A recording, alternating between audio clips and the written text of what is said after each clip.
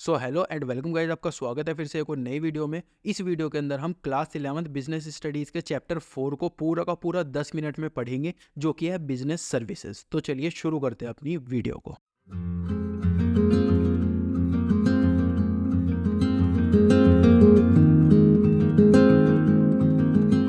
तो इस चैप्टर के अंदर सबसे पहला टॉपिक हमारे पास आता है meaning, feature and type of services. सबसे पहले सर्विसेज क्या होता है। सर्विसेज नॉन फिजिकल चीज होती है, इंटेंजिबल होती है, जिसको कि हम टच नहीं कर सकते लेकिन दूसरे इंसान को हम दे के पैसा कमा सकते हैं। बेसिक फीचर क्या होते हैं इसके। सबसे पहले इंटेंजिबल यानी कि हम इसको टच नहीं कर सकते। इनकंसिस्टेंट यानी कि हमें परफॉर्म करनी पड़ेगी हर टाइम। ऐसा नहीं है मेरे को एक बार बुखार हुआ मैं डॉक्टर के पास चला गया, अगली बार बुखार होगा फिर जाना पड़ेगा, उसकी बार होगा फिर जाना पड़ेगा। हर बार मुझे सर्विसेज लेनी पड़ेगी, परफॉर्म करनी पड़ेगी। इनसेपरेबल यानी कि जो प्रोडक्शन और कंजम्पशन है वो एक साथ होता चला जाता है। सपोज डॉक्टर यहाँ पे बैठा है, वो मेरा चेकअप करता जा रहा है, तो वो क्या कर रहा है, तुरंत की तुरंत सर्विसेज को बना रहा है, तुरंत की तुरंत मुझे दे रहा है। यानी कि प्रोडक्शन कर रहा है और कंजम्पशन कर रहा है एक साथ, बिल्कुल तुरंत की तुरंत। ठीक है। इन्वेंट्री लेस, इसके अंदर इन्वेंट्री तो हमें कुछ भी रखनी नहीं पड़ती। इन्वॉल्वमेंट, हर टाइम इन्वॉल्वमेंट चाहिए। ऐसा नहीं है मेरे को बुखार हुआ मैंने अपने दोस्त से बोला जाके डॉक्टर से मिला, मेरे लिए दवाई लिया, ऐसे थोड़ी हो सकता है। डॉक्टर जब तक मुझे देखेगा नहीं मेरा इलाज कैसे करेगा। तो मेरा इन्वॉल्वमेंट हर बार जरूरी है। टाइप ऑफ सर्विस कितने टाइप की हो सकती है, बिजनेस, सोशल, पर्सनल या फिर general agreement of trade in service, यानी कि जो इंपोर्ट एक्सपोर्ट के लिए हम करते हैं वो सारी टाइप की सर्विसेज हमारी हो सकती है। सबसे पहला बैंकिंग सर्विस हमारे पास आती है, जो कि मेन हमको इस चैप्टर के अंदर पढ़ना है। बैंक क्या करता है, बैंक जो नॉर्मल पब्लिक होती है उनसे पैसा लेता है और उनको बदले में क्या देता है, 6% का इंटरेस्ट देता है। कितना, 6% का इंटरेस्ट। ठीक है। अब ये पैसा किसको वो देता है, किसी और कंपनी को देता है और उससे बदले में 12% का इंटरेस्ट लेता है। 12% में से 6% ये अपने लिए बचा लेता है और 6% ये वापस दे देता है पब्लिक को। तो इस तरीके से बैंक की क्या हो जाती है, कमाई हो जाती है। यही चीज यहाँ पे लिखी हुई है। Accepting for the purpose of landing, deposit accept करता है, पब्लिक से पैसे लेता है। क्यों जिससे कि वो आगे दे सके। Investment of deposit from public, repayment on demand, यानी कि जब पब्लिक मांगेगी तो उसको वो पैसा वापस भी करना पड़ेगा। बैंक कौन से होते हैं, कमर्शियल होते हैं, कॉर्पोरेटिव होते हैं, स्पेशलाइज्ड और सेंट्रल बैंक होते हैं। एक एक करके इनके बारे में पढ़ते हैं। सबसे पहले कमर्शियल बैंक कौन से होते हैं, डीलिंग इन मनी, जो कि मनी में डील करते हैं। जो आपके घर के आसपास बैंक होंगे जिसके अंदर आपका अकाउंट होगा, वो सारे हमारे क्या होते हैं, कमर्शियल बैंक होते हैं। ठीक है। पब्लिक कमर्शियल बैंक और प्राइवेट कमर्शियल बैंक दो टाइप के हो सकते हैं, जो कि नॉर्मली पब्लिक के लिए बने होते हैं और जो कि प्राइवेट बने होते हैं। पब्लिक के लिए यानी कि जो कि हमारी गवर्नमेंट ने बनाए होते हैं, जैसे कि एसबीआई वगैरह हो गया, पंजाब नेशनल बैंक हो गया। और प्राइवेट यानी कि जैसे आईसीआईसीआई हो गया, एचडीएफसी हो गया, ये सारे प्राइवेट होते हैं। फंक्शंस इनके क्या क्या होते हैं, एक्सेप्टेंस ऑफ डिपॉजिट, आपके डिपॉजिट ही एक्सेप्ट करेंगे, पैसे आपसे लेंगे। लैंड फंड यानी कि आगे पैसे किसी और को उधार देंगे। चेक की फैसिलिटी आपको ये देते हैं। रेमिटेंस ऑफ फंड, आपने सपोज कोई जुर्माना कर दिया, कोई जुर्म कर दिया, तो आपका पैसा ये वापस आपको नहीं दे पाएंगे, आपके पैसा अपने पास ही रख लेंगे। अलाइड सर्विसेज जैसे कि बिल पेमेंट, लोकल फैसिलिटी, वो सारी फैसिलिटीज भी ये देते हैं कौन, कमर्शियल बैंक। ठीक है। इसके बाद आता है कॉर्पोरेटिव बैंक्स। कॉर्पोरेटिव बैंक क्या होते हैं, सपोज ये एक बैंक है, इसके 100 मेंबर्स है, तो ये बैंक सिर्फ और सिर्फ इन मेंबर्स की भलाई के लिए काम करेगा। इसको प्रॉफिट नहीं चाहिए, कुछ नहीं चाहिए, ये जो मेंबर्स हैं इसकी भलाई के लिए ये काम करेगा। यानी कि प्रोवाइडिंग चीप क्रेडिट मेंबर्स, यानी कि जो मेंबर्स हैं उनको क्या देगा, सस्ते में ये लोन दिया करेगा। ठीक है। स्पेशलाइज्ड बैंक, स्पेशलाइज्ड बैंक क्या होते हैं, वो बैंक जो कि किसी स्पेशल पर्पज के लिए खुले होते हैं, जैसे कि foreign exchange bank foreign exchange के लिए खुला है, इंडस्ट्रियल बैंक इंडस्ट्री के लिए खुला है, डेवलपमेंटल बैंक डेवलपमेंट के लिए खुला है, import export bank import export के लिए खुला है। इसके बाद लास्ट में आता है सेंट्रल बैंक। इंडिया का सेंट्रल बैंक कौन सा है, आरबीआई, यानी कि रिजर्व बैंक ऑफ इंडिया। ये क्या करता है, सारे कमर्शियल बैंक को कंट्रोल करता है। ये क्या करता है, कंट्रोल और रेगुलेट करता है क्या, कमर्शियल बैंक को। और ये गवर्नमेंट का बैंकर भी होता है, यानी कि गवर्नमेंट अपना खाता कहाँ खुलवाएगी, वो आईसीआईसीआई में तो खुलवाएगी नहीं, पंजाब में तो खुलवाएगी नहीं, वो कहाँ खुलवाती है अपना खाता, वो अपना अकाउंट कहाँ खुलवाती है, आरबीआई के अंदर खुलवाती है। कौन, इंडियन गवर्नमेंट। ठीक है। तो सेंट्रल बैंक कौन सा होता है, आरबीआई होता है। टाइप ऑफ बैंक अकाउंट आपके अलग अलग टाइप के हो सकते हैं। सेविंग अकाउंट जो कि आप नॉर्मली खुलवाते हो, करंट अकाउंट जो कि हर कंपनी को खुलवाना होता है। कंपनी क्या खुलवाती है, करंट अकाउंट, और मैं अपने लिए क्या खुलवाऊंगा, पर्सनल अकाउंट क्या खुलवाऊंगा, सेविंग अकाउंट खुलवाऊंगा। रिकरिंग क्या होता है, हर महीने मुझे पैसे डालने हैं, हर महीने 1000 डालने हैं, अगले महीने 1000, अगले महीने 1000, तो थोड़ा थोड़ा पैसा हर महीने मुझे डालना है, हर साल डालना है, उसको मैं रिकरिंग अकाउंट बोलता हूँ। इसके बाद फिक्स डिपॉजिट। फिक्स डिपॉजिट होता है एक बार मैंने पैसा डाल दिया, एक बार मैंने 5 लाख रुपए डाल दिए और फिर 5 साल बाद सीधा निकालूंगा इंटरेस्ट जोड़ने के बाद, उसको बोलते हैं फिक्स डिपॉजिट। और मल्टीपल डिपॉजिट क्या होता है, जब करंट और सेविंग को हम मिला देते हैं, यानी कि इन दोनों को जब हम मिला देते हैं जब हम इन दोनों को मिला देते हैं, इन दोनों को प्लस कर देते हैं, करंट को और सेविंग को, थोड़े से फीचर करंट के, थोड़े से फीचर सेविंग के, उसको हम बोलते हैं multiple deposit bank, multiple deposit account. ठीक है।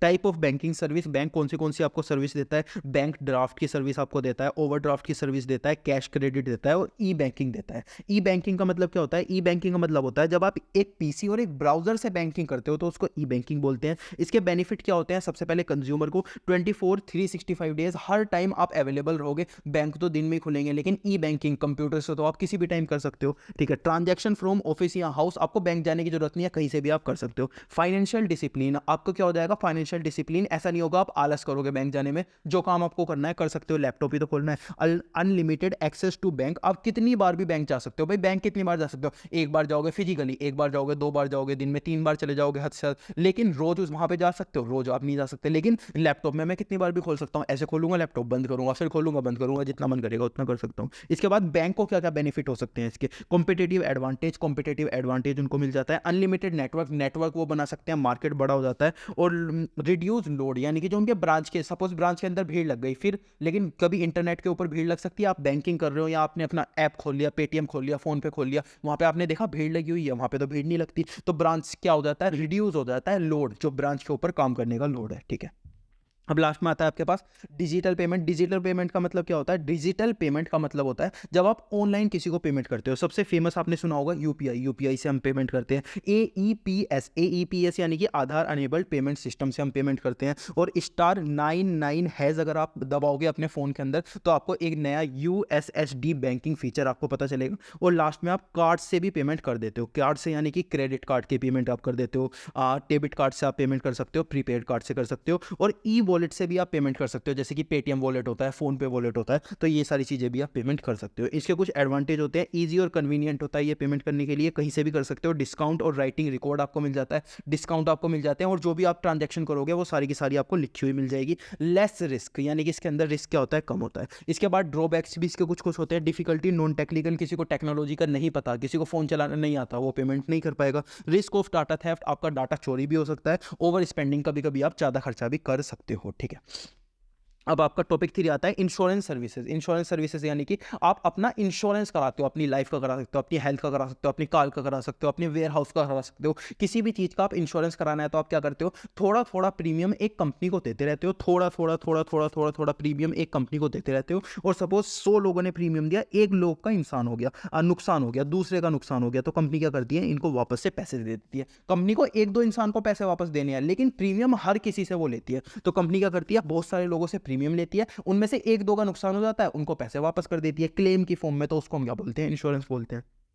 Loss to be caused by uncertain event, अगर किसी भी वजह से लॉस हो जाता है किसी भी इंसान का और उसने उस लॉस का इंश्योरेंस लिया हुआ था, तो वो क्या कर सकता है? नंबर ऑफ पर्सन्स पे स्प्रेड कर सकता है, यानी कि बहुत सारे लोगों से जो पैसा आया है, कंपनी उसमें से थोड़ा पैसा निकाल के उस पर्सन को दे देगी जिसका लॉस एक्चुअल में हुआ है। ये क्या होता है? कॉन्ट्रैक्ट होता है। वन पार्टी एग्री करती है कि वो कंसिडरेशन पे करेगी किस केस में? अगर आपको लॉस होता है, कंपनी एग्री करती है। सपोज मैंने एलआईसी से पॉलिसी ली, तो एलआईसी पॉलिसी ये एग्री करता है कि अगर तेरे को लॉस होगा ना जिस चीज़ की तूने पॉलिसी ली है, तो मैं तुझे वो पैसा दे के दूंगी, यानी कि क्लेम मैं तेरे को वो सारा का सारा दूंगी। ठीक है। एग्रीमेंट और कॉन्ट्रैक्ट, एग्रीमेंट और कॉन्ट्रैक्ट को हम क्या बोलते हैं? पॉलिसी बोलते हैं। ठीक है।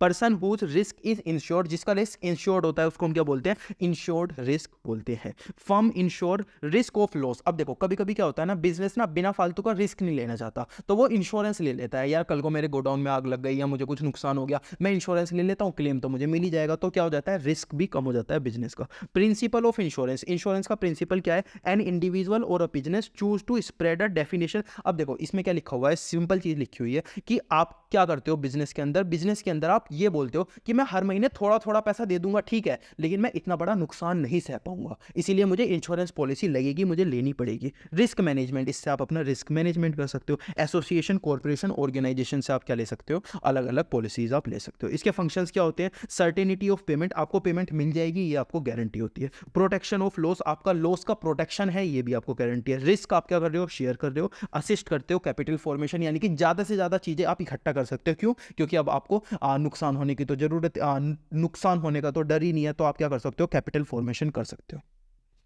प्रिंसिपल्स ऑफ इंश्योरेंस क्या होते हैं? गुड फेथ, ऐसा नहीं होना चाहिए यार आग आपने खुद ही लगा दी अपने गोडाउन में, फिर कह रहे हो लाओ क्लेम लाओ क्लेम। गुड फेथ में आपका को होना चाहिए, यानी कि आग खुद से लगनी चाहिए। इसके बाद इंश्योरेबल इंटरेस्ट, यानी कि उसी चीज़ का पैसा मिलेगा जिस चीज़ का आपने इंश्योरेंस लिया हुआ था, हर चीज़ का आप नहीं ले सकते। इंडेमनिटी, यानी कि अगर आपको 1 करोड़ का नुकसान हुआ है तो आपको पूरा का पूरा 1 करोड़ रुपए मिलेगा, उसको हम बोलते हैं इंडेमनिटी। कॉन्ट्रीब्यूशन, कॉन्ट्रीब्यूशन होता है insurer call other to contribute for loss of payment, यानी कि इंश्योरर क्या करेगा, बहुत सारे लोगों से पैसे लेगा और ये क्या करेगा, एक या फिर दो इंसान को पैसे देगा, यानी कि इन सारे लोगों से पैसे लेके इसने एक दो इंसान को पैसे दिए, यानी कि इसने इन सारे लोगों से क्या किया, कंट्रीब्यूशन किया। सबरोगेशन, सबरोगेशन का मतलब होता है अगर आपका 1 करोड़ का लॉस हुआ है तो कंपनी क्या बोलेगी, कंपनी बोलेगी देखो ये लॉस तुम्हारा नहीं हुआ, ये लॉस मेरा हुआ है, क्योंकि ये 1 करोड़ तो मुझे देने पड़ रहे हैं, तो तुम्हारा लॉस नहीं हुआ, मेरा लॉस हुआ है। कोज प्रोक्सीमा, कोज प्रोक्सीमा का मतलब होता है provide competence only for loss caused by, जो आपकी पॉलिसी के अंदर चीजें लिखी हुई है उस चीज की वजह से अगर आपको लॉस हुआ है तो ही आपको क्या मिलेगा,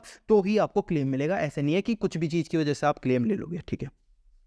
और mitigation due of insured take reasonable step to minimise loss. अब देखो ऐसा नहीं है आपके गोडाउन में आग लग रही थी, आपने बोला इंश्योरेंस तो है, आप आराम से बैठ गए, ऐसा नहीं करना आपको। आग बुझाने की हर मुमकिन कोशिश आपको करनी है जिससे कि आपका लॉस कम से कम हो सके। ऐसा नहीं है अरे इंश्योरेंस तो है ही आराम से क्लेम मिल जाएगा, ऐसे में बैठ गया, ऐसे नहीं होगा। आपको पूरी जान लगानी है कि कम से कम लॉस हो, जिससे कि आपको क्या होगा, जो क्लेम मिलेगा वो उसी हिसाब से मिलेगा। टाइप ऑफ इंश्योरेंस, इंश्योरेंस कितने टाइप का हो सकता है? लाइफ इंश्योरेंस, आप अपने लाइफ का इंश्योरेंस ले सकते हो। इसके बाद हेल्थ इंश्योरेंस, आप अपनी हेल्थ का इंश्योरेंस ले सकते हो। फायर इंश्योरेंस, अगर कहीं आग लग गई तो उसका इंश्योरेंस आप ले सकते हो। और मरीन इंश्योरेंस, मरीन इंश्योरेंस यानी कि जो जहाज में आपका सामान आता है उसका इंश्योरेंस ले सकते हो। अब दो चीज का आप जहाज में मरीन इंश्योरेंस ले सकते हो। सबसे पहले डैमेज टू शिप, अगर शिप को कोई नुकसान हुआ तो उसका इंश्योरेंस आप ले सकते हो। लॉस ऑफ फ्रेट, आपका जो सामान है अगर वो खो गया या उसको कुछ नुकसान हुआ तो उसका चीज आप ले सकते हो। शिप के अंदर ये जो सामान आ रहा है इसका आप इंश्योरेंस ले सकते हो, या फिर ये जो पूरी शिप है इसका इंश्योरेंस भी आप ले सकते हो। दो चीज का आप इंश्योरेंस ले सकते हो मरीन इंश्योरेंस के अंदर।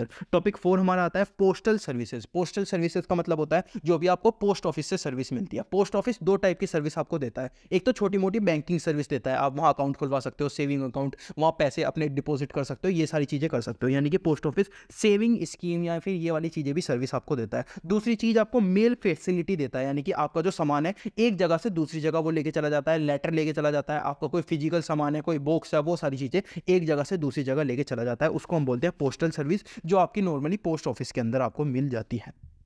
अब देखते हैं topic 5, transportation service. Transportation service यानी कि एक सामान को एक जगह से दूसरी जगह ले जाना। अब ये जो पोस्ट ऑफिस था ये भी वही चीज कर रहा था, लेकिन पोस्ट ऑफिस बहुत छोटी छोटी चीजों को लेके जाता है, लेटर, इतना बड़ा बॉक्स हो गया, इतना बड़ा बॉक्स हो गया, उस चीज को लेके जाएगा। लेकिन ट्रांसपोर्टेशन इतनी बड़ी बड़ी चीजों को भी वो एक जगह से दूसरी जगह लेके चला जाता है, यानी कि goods available to consumer from place of production, जहां पे गुड्स बनते हैं और कंज्यूमर यहां पर बैठा है, तो गुड्स को यहां से उठा के कंज्यूमर तक पहुंचाना किसका काम है? ट्रांसपोर्टेशन का काम है। बेटर इंफ्रास्ट्रक्चर ऑफ रोड, जितना अच्छा इंफ्रास्ट्रक्चर होगा रोड का उतना अच्छा ट्रांसपोर्टेशन आपको देखने को मिलेगा। एग्रीकल्चर और फूड की चीजों में कभी कभी ट्रांसपोर्टेशन में बहुत ज्यादा लॉस हो जाता है। सपोज फूड है, आपने ट्रांसपोर्टेशन करने के लिए फूड भेज दिया, फूड रास्ते में खराब हो गया तो आपको बहुत ज्यादा लॉस हो सकता है, मैसिव लॉस हो सकता है। किसके केस में? एग्रीकल्चर, एग्रीकल्चर यानी कि वो चीजें जो कि खराब हो जाती है, फूड यानी कि वो चीजें जो कि खराब हो जाती है।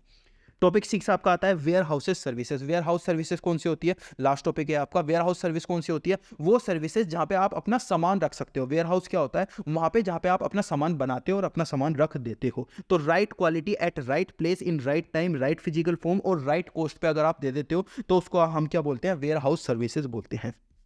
टाइप ऑफ वेयर हाउस, कहाँ कहाँ से आपको सर्विस मिल सकती है? प्राइवेट वेयर हाउस होते हैं, वहाँ से आप सर्विस ले सकते हो। पब्लिक वेयर हाउस होते हैं, वहाँ से आप सर्विस ले सकते हो। बॉन्डेड वेयर हाउस यानी कि लीज पे, लाइसेंस पे आप ले सकते हो। गवर्नमेंट वेयर हाउस होते हैं, वहाँ से आप सर्विस ले सकते हो। कॉर्पोरेटिव वेयर हाउस होते हैं, यानी कि सपोज ये एक कॉर्पोरेटिव वेयर हाउस है, यहाँ पे 100 मेंबर है इसके, तो ये 100 मेंबर ही इसकी सर्विस ले पाएंगे, बाहर का इंसान आके इसकी सर्विस नहीं ले पाएगा। ये होती है कॉर्पोरेटिव वेयर हाउसिंग। इसके फंक्शंस क्या होते हैं लास्ट में देख लेते हैं। कंसोलिडेशन यानी कि एक साथ आप सामान रख सकते हो, बल्क में बहुत सारा सामान रख सकते हो। स्टॉक पिलिंग, आपका जो स्टॉक है वो खराब नहीं होगा। इसके बाद आप और सर्विसेज दे सकते हो, जैसे कि आपको स्टॉक को रहने के लिए आपको 10 डिग्री के टेम्परेचर में रखना है तो वहां पे आप 10 डिग्री के टेम्परेचर में लिख सकते हो। इसके बाद प्राइस स्टेबल, जब प्राइस स्टेबल हो जाएगा जब आप उसको क्या कर सकते हो? सेल कर सकते हो। और लास्ट में फाइनेंसिंग, उसके ऊपर आप लोन भी ले सकते हो। जैसे आप बोलोगे मेरे पास 100 करोड़ का स्टॉक है, तो आप बैंक के पास जाओगे, बैंक से बोलोगे 80 करोड़ का मुझे आप वो दे दो, लोन दे दो, और ये जो मेरा 100 करोड़ का स्टॉक है इसको प्लेज कर लो, इसको गिरवी रख लो, तो आप बैंक के फाइनेंसिंग भी ले सकते हो। तो ये क्या हो गई? आपकी हो गई टाइप ऑफ सर्विसेज वाला चैप्टर खत्म। कौन सा? बिजनेस सर्विसेज, अलग अलग टाइप की सर्विसेज हमने इसके अंदर पढ़ी है।